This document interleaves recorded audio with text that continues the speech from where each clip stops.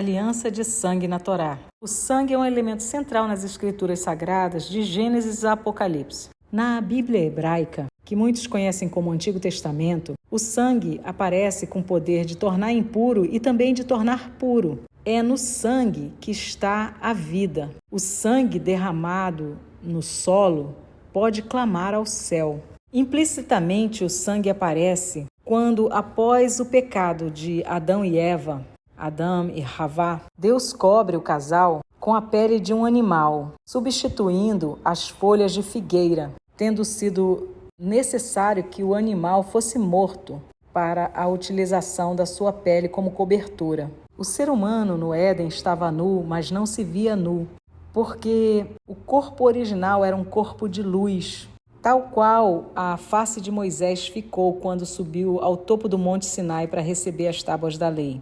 Temos também o sangue no sacrifício de Abel sendo aceito e o de Caim rejeitado, por não representar a primícia, o que fez com que Caim derramasse o sangue do seu irmão pastor de ovelhas. Após o dilúvio, o Eterno dá mandamento explícito para Noé para que coma carne. E em Gênesis 9:4, ele explicita o seguinte: mas a carne com a sua vida, que é o sangue dela, não comereis. E este princípio de que a vida está no sangue é reiterado em Levítico 17:11, que diz assim: porque a vida da carne está no sangue, e eu o tenho dado a vós sobre o altar para fazer cobertura pelas vossas almas, expiação, Pois este é o sangue que faz a cobertura pela alma. E em Gênesis capítulo 15, temos a aliança das partes, em hebraico, Brit Ben Habetarim. Animais partidos ao meio, formando uma trilha de sangue, pela qual alguém passa para selar esta aliança. Neste primeiro estudo sobre o tema, buscaremos entender o que representa essa trilha do sangue, nesta aliança feita com Abrão. O tema é tão extenso quanto fascinante. Estamos em plena semana de Pães Asmos, Hag HaMatzot, e vivendo no sentido amplo a Pessah, a Páscoa de Yod He Vav He, que também é uma aliança de sangue, com a qual nos ocuparemos em um outro episódio. Vamos lá. O profeta Jeremias, no capítulo 34, nos oferece uma explicação da seriedade e do significado desta aliança que Deus faz com Abrão em Gênesis capítulo 15. Por isso vamos começar com o profeta. Jeremias 34, a partir do verso 18. E eu entregarei os homens que transgrediram o meu pacto, os quais não cumpriram as palavras do pacto que fizeram perante mim, quando cortaram o novilho em duas partes e passaram entre as suas partes. Os príncipes de Judá e os príncipes de Jerusalém, os eunucos e os sacerdotes e todo o povo da terra, os quais passaram entre as partes do novilho. Eu os entregarei nas mãos dos seus inimigos, nas mãos daqueles que buscam a sua vida, e seus cadáveres serão por comida para as aves dos céus e para os animais da terra. A imagem explicitada é que aquele que quebrar a aliança, violar o pacto, terá o mesmo destino daqueles animais partidos ao meio, a morte. Na aliança com Abraão, veremos que não é Abraão que passa na trilha do sangue, se comprometendo em não violar o pacto. Vejamos o que isso representa. O capítulo 15 começa com Abraão pedindo um sinal de que seu herdeiro não seria o seu servo Eliezer, e sim alguém nascido de Sara. E o Eterno o leva para fora e lhe mostra as estrelas do céu e lhe promete uma terra por herança. E aí no verso 9 o instrui a preparar o que será uma aliança feita numa trilha ou fronteira de sangue. Verso 9, capítulo 15 de Gênesis. E ele lhe disse: toma para mim uma novilha de 3 anos de idade, e uma cabra de 3 anos de idade, e um carneiro de 3 anos de idade, e uma rola e um pombinho. E tomou para ele todos estes, e os dividiu ao meio, e colocou cada parte na frente da outra, mas as aves ele não dividiu. E quando as aves desciam sobre as carcaças, Abrão as enxotava, e quando o sol estava se pondo, um profundo sono caiu sobre Abrão, e eis que um horror de grande escuridão caiu sobre ele. Então vemos que Abrão estava dormindo, e não foi ele que passou na trilha do sangue. E no verso seguinte, o 13, vemos um paralelo com alguns cálices de Pêssar em Êxodo capítulo 6, porque diz assim: e ele disse a Abraão: saibas com certeza que a tua semente será estrangeira na terra que não é sua, e os servirão, e eles os afligirão por 400 anos. E também a essa nação a quem eles servirão eu julgarei, e depois eles sairão com grandes riquezas, posses. Promessa de liberdade, de retorno à terra, redenção da escravidão e a promessa da aceitação por povo. E continua no verso 15: e tu irás para os teus pais em paz, tu serás sepultado em boa velhice, mas na 4ª geração eles virão para cá novamente, pois a iniquidade dos amorreus ainda não está completa.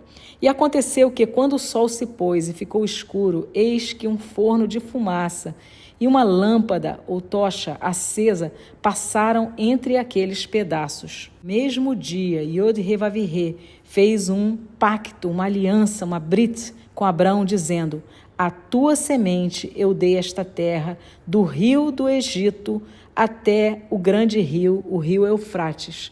Os queneus e os quenezeus e os cadmoeneus, e os heteus e os ferezeus, e os refaíns, e os amorreus e os cananeus, e os girgazeus e os jebuseus.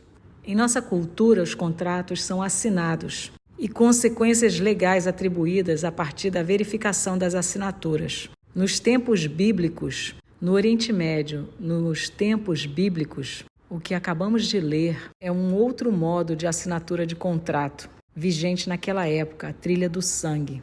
Era o tempo do que se chama direito formulário, fórmulas que, por meio de uma atuação, demonstrava as consequências de se quebrar aquele acordo, tal qual explicado por Jeremias, no texto inicial que lemos. É interessante que, indo para o hebraico, o verso 17, diz assim: Vayahir Hashemesh ba'a ve'alatá hayá ve'hinê Nur Asham velapid esh asher abar beim hagazarim ha'eler. E aconteceu que, quando o sol se pôs e veio a escuridão, e eis que um forno fumegante e uma tocha queimando que passava entre os pedaços. É interessante que algumas dessas palavras são vistas também no Monte Sinai, quando da entrega da Torá. A palavra lapid, tocha, é traduzida como relâmpago em Êxodo 20, verso 18.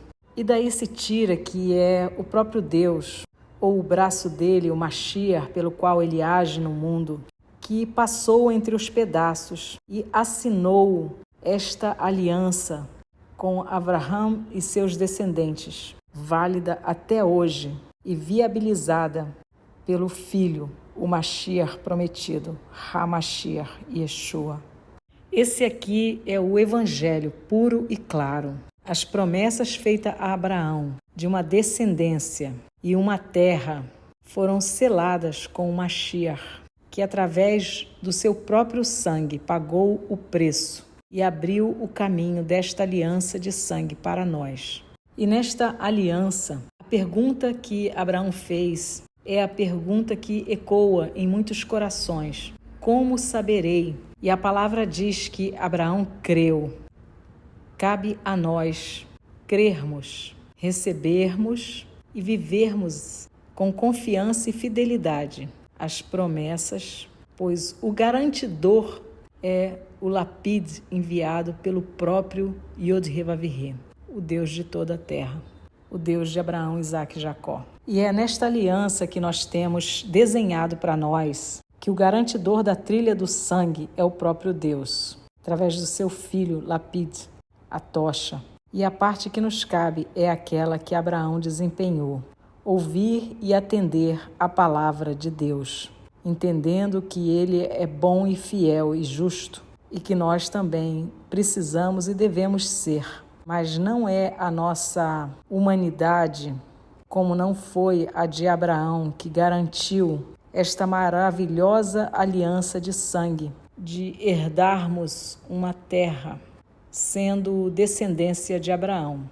Isto é oferecido de modo unilateral, mas aceitar não é fazê-lo meramente de boca, é viver como quem entendeu o que isso significa de modo fiel e confiando nas promessas. Este o próprio conceito de emuná, que é fidelidade ou fé em hebraico.